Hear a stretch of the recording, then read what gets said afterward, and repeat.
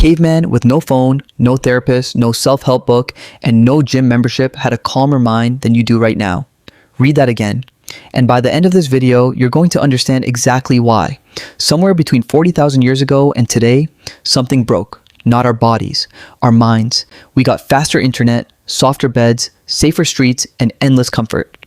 And somehow we became the most anxious, most overwhelmed, most mentally fragile version of humans to ever exist. That should bother you, because it means comfort was never the answer. Let's go back. Imagine a man standing outside a cave 40,000 years ago. No walls around him except stone. No weapon except a sharpened rock. Somewhere in the dark, something is breathing. He doesn't know if it's a predator. He doesn't know if he'll be alive tomorrow. And yet, historians and anthropologists studying skeletal remains, tribal communities, and hunter-gatherer psychology keep finding the same strange pattern. These people were not walking around in constant panic. They were not shattered by uncertainty the way we are. In many ways, their minds were sharper, steadier, and stronger than ours. How is that even possible? How does a man staring into literal darkness, unsure if he'll survive the night, end up mentally tougher than someone lying safely in bed, spiraling over a text message that hasn't been answered in 3 hours? Here's the first uncomfortable truth. Danger didn't break the ancient mind. It built it. Think about what modern stress actually looks like. You're not being chased by a predator. You're refreshing an email. You're rereading a comment. You're replaying a conversation from 4 days ago, wondering if you said something wrong. Your body doesn't know the difference. It still floods you with the same stress chemicals a caveman got from a genuine life or death threat. Except his threat ended. It resolved. He fought, he ran, or he survived, and then his nervous system reset. Yours never resets. That's the difference. Not that we feel more stressed than they did. It's that theirs had an ending and ours doesn't. Now here's where it gets interesting, because there's a second reason, and this one is even more brutal to admit.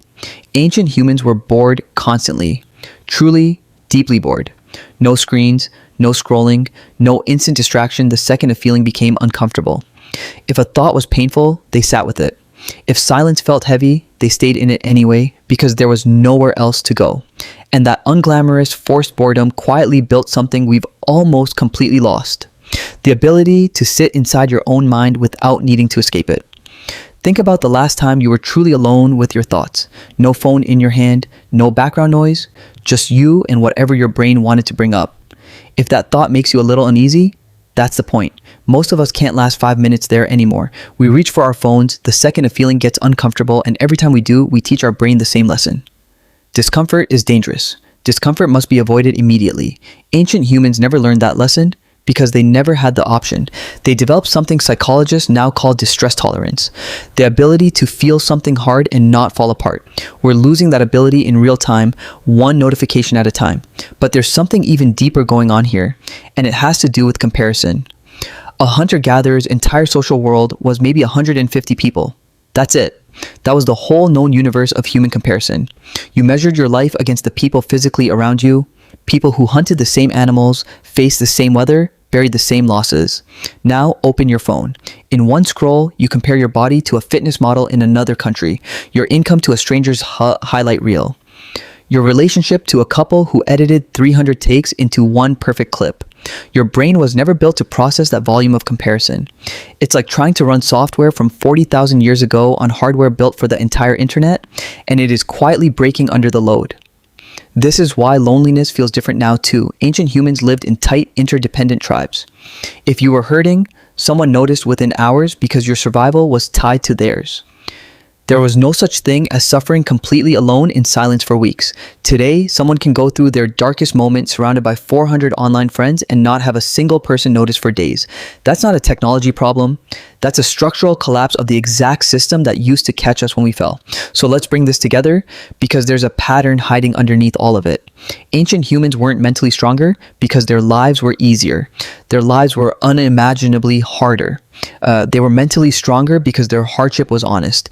It was physical, immediate, and it ended. Ours is invisible, constant, and it never fully resolves. Their minds were trained by real friction. Ours are being slowly softened by the total absence of it. And here's the part that should genuinely unsettle you. This isn't really a story about the past. It's a diagnosis of the present, wearing a history lesson as a disguise. Every time you avoid a hard conversation, you're doing the opposite of what kept our ancestors alive. Every time you numb a bad feeling instead of sitting with it, you're weakening the exact muscle they were forced to use every single day.